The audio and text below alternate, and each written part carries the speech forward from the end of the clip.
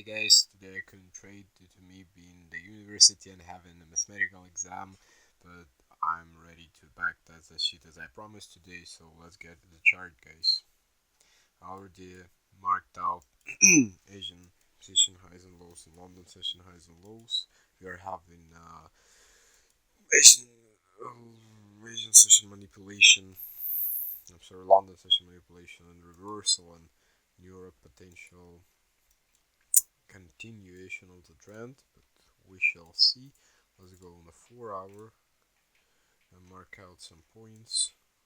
That could be helpful. Yeah, we're having liquidity to the upside. On the 4 hour, on the 4 hour time frame, we're also been in the uptrend. So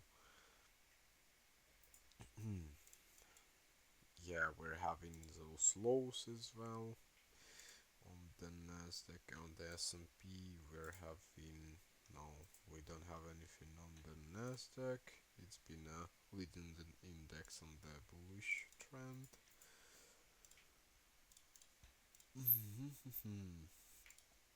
Yeah, so basically easy to mark out that because almost nothing to mark out in here. Let's get rid of those session highs because they've already been manipulated.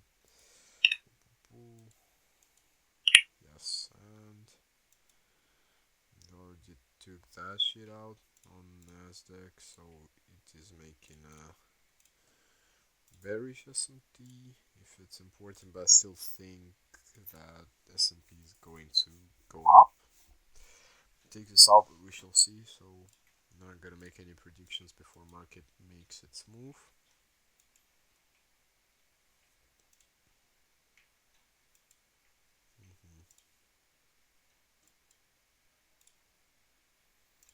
Pam pam pam. We're having this 1 hour liquidity to the downside, and yeah, we marked that shit out. On the 1 hour, we're also in a bullish trend, so unless we push beneath those lows on Nasdaq and break the structure on the 1 hour, I'm not really into that shit. But by the way, we were having a news that day. It's already played out, but the Fed chairman designed it for testifies. Testifies it will be in 10, so potentially I wouldn't trade until 10. But we still are gonna be cautious. But maybe I'll take a trade earlier. We shall see. Let's go on the 15-minute maybe and to look for any liquidity on the 15-minute, which could probably be important. We have liquidity here on S&P, on Nasdaq we already took that out, so we're making a bullish S&P. By the way, if we so if we do that, wait, let me check on the 4 hour, not 3 hours, but 4 hour. No, it's down here. But I don't know if this isn't gonna be disrespected here or here on the session lows, but most likely no. But I still high key think that S&P is gonna come out and take out those highs, and there will be no, the S&P will be disrespected because we are an uptrend and there is no point to go lower. But it depends on use as well. So let's go on the 50-minute again.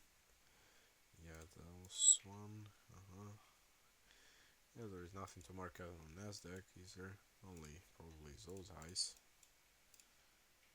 Those highs here. Yeah, on both pairs. And let's go on the 5-minute. Yeah, so I'm most likely bullish, but I'd be cautious until the new scandal comes in, and because I've never seen those news actually on the market before. I've never traded that setup, so I saw news. So I'd rather just be cautious and maybe not even taking a trade today. Let's run that shit again. I'm repeating myself, but it's a back test. Holy fuck, we're pushing.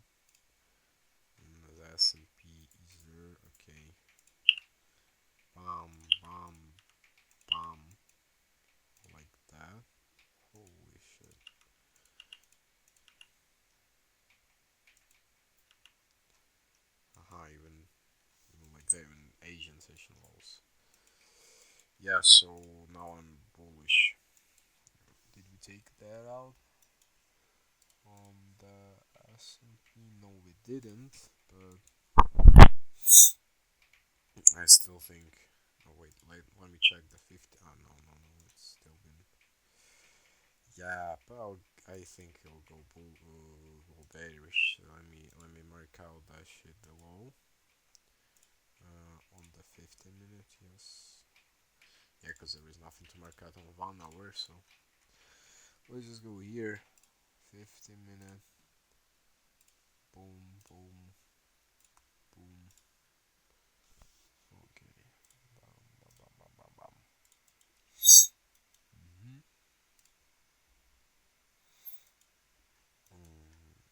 The hell is that? Nasdaq, S&P.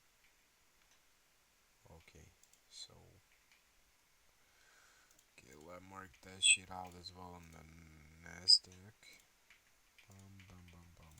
Yeah, we marked up that shit. Uh-huh. There's a black candle. Yeah, it was. I'm not sure.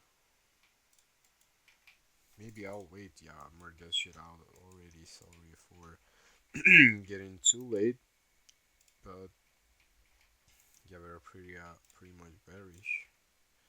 Now I'll just wait for his market action. Holy fuck! Yeah, we are just pushing to the downside. I wouldn't be really looking for anything on that because we already took the like almost everything I would be able to look for. Yeah, yeah, guys, we're just been reaping. Okay, maybe let's look at a 5 minute again. Okay, now we push path. Push the buff to the far value gap here on the S&P and going straight to it on Nasdaq as well, but Nasdaq is leading index to the downside because the candle has been lower, so I assume that, and it's even visible because Nasdaq took Asian session lows first. Okay, we pushed in this gap and let's go in 1 minute and probably take shorts, but until what point? Because there's been pretty much low resistance liquidity to the downside. But so I would be able to enter here, but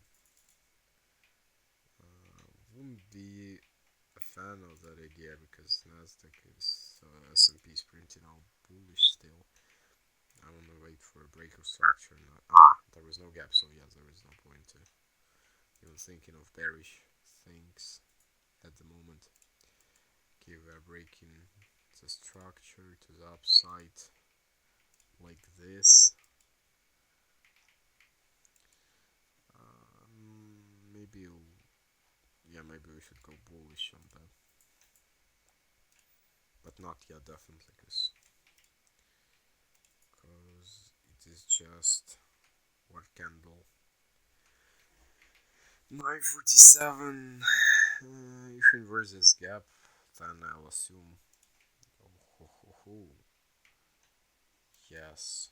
Okay, so I'll wait for a retracement to the downside and then go bullish for sure. 49. Let's go on Nasdaq and look what is been printing out. Yeah, it's been retracing to the gap, but let me look at that anyways. Yeah, it's been respecting this gap, but on the S&P it's been disrespecting it, so actually it could be just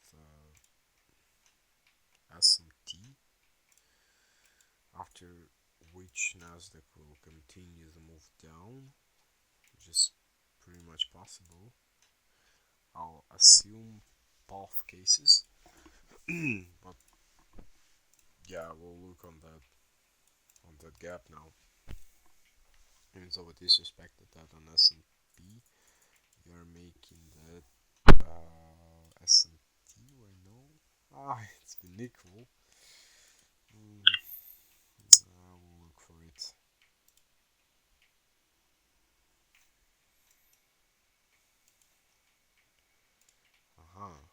So we are in that gap on Nasdaq.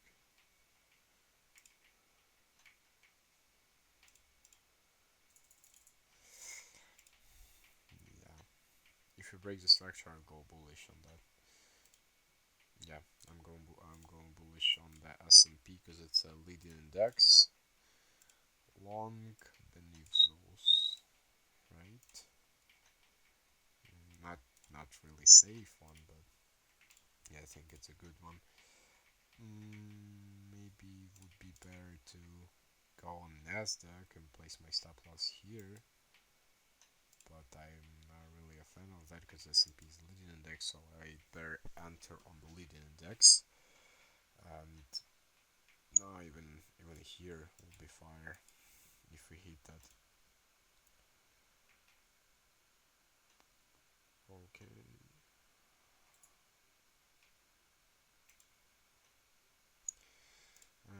Let's see. Nasdaq is printing on bullish as well. I'll not hold you guys for too long. I'll just switch to the 5 minute. Right. Yeah, right now I guess, because it will probably take a lot of time for it to get hit.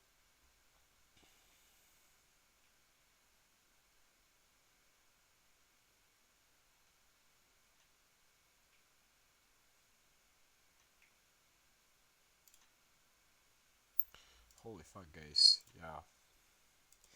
Here we've been pretty close to stop loss. And I can be. Oh, here we are making the S&T, right? Was it? Yeah, I guess. Yeah, I guess it was an S&T. No, there was no S&T. Because there was no S&T. 49. 49. No. There was no. Wait, no, there was no S&T. Yeah. No S&T, but we're almost being stopped out. We shall see what's gonna happen now. Oh, fuck. Yeah, I've been stopped out.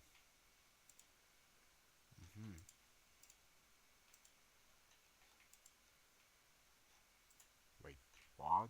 We hit that on Nasdaq and didn't hit on S&P? Seriously? Yeah. Fuck, I should have entered. If I entered here on Nasdaq, I could win that trade. Yeah, so I should have. Where did I enter Nasdaq and S&P? 52 minutes. So yeah, if I entered like that on Nasdaq, like that will be good. You'll be fire. But I entered on S&P, and oh, okay, yeah, it was a bad one. But okay, I should have chosen Nasdaq to. Yeah, I should have chosen Nasdaq for that, but I should understand why, cause. Let me think a bit. So yeah, no, how could I predict that Nasdaq will go higher? Though it was printing more bearish than the S&P. So yeah, I know how could I predict that actually. Okay, I noticed a few times in my trading career that when even the leading index is going higher with such and moves, which was like a break of structure to the upside, right? But it wasn't really how to say it energizing, huh? So here we got a candle which was quite quite huge. It was how many ticks on that? It was 99 ticks candle. When on the S&P it was was just 11 ticks. So probably in such a cases, if you are doing something like that, I probably have to choose a lagging index. Yeah, I think so. So that was the reason. So there was an opportunity for me to win, but actually, to be honest, I would have taken trade on the S&P and lose it. But if I took it on Nasdaq, I would win. But if not, so yeah, I would most likely not win that trade today.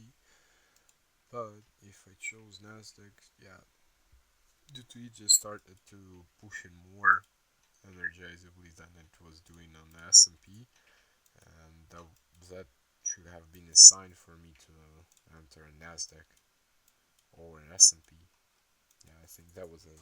So guys, it was a back test of that day. It wasn't really long, but if I've learned on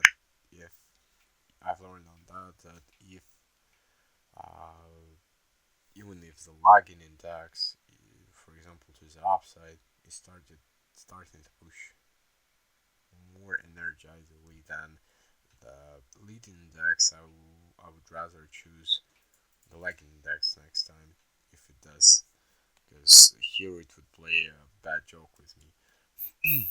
Okay, so I've learned with it, and I'm glad I backtested this day today with you guys, and I will even post it as my day 3 of a journey, because that lesson would be vital, and today I would lose money if I actually traded.